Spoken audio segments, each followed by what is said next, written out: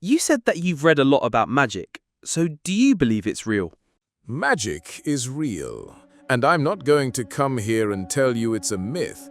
If it were, it wouldn't have such a long history spanning thousands of years. Despite the number of countries where magic has been practiced, there are common principles that connect them all. How? Cultures shape the concept of a person who lives within their environment. If you brought a Bedouin from the desert and asked him to describe a mythical creature from his imagination, he would describe a large, ill-defined monster that can eat human flesh. And if you brought a European man, he would describe a huge monster with fangs that also eats lost human flesh. So there are things that are common in cultures and unified, but their description differs from one civilization to another. You see one culture calling the sorcerer someone who makes a pact with the devil, and the Arab culture says that the sorcerer makes a pact with the jinn. And another culture tells you that a medium uses spirits to serve him. Don't you notice the similarity and the idea behind all of the above? So there's a core concept that you see in all cultures, but it differs from one environment to another. It seems like you have a lot of information, but I still want to know what experiments you were doing that day in our flat, and why don't you want to reveal them yet?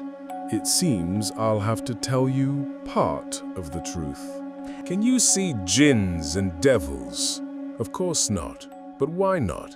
Is it because of the nature of the jinn or the devil themselves, or is it because of the nature of your own eyes?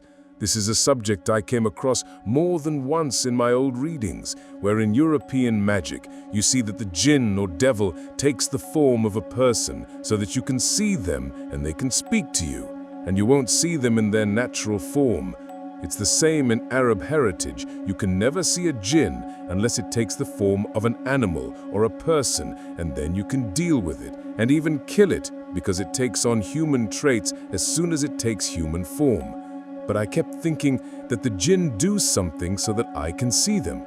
But why don't I do something so that I can see them in their natural form? What is the organ responsible for sight in the body? The eye, of course. So the eye is just a machine to transmit images to the visual center in the brain through the optic nerve.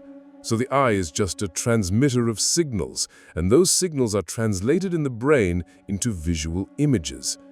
I kept thinking, what if the eye captures normal signals and shows them as images in the brain when they are translated in the brain's visual center? Perhaps the brain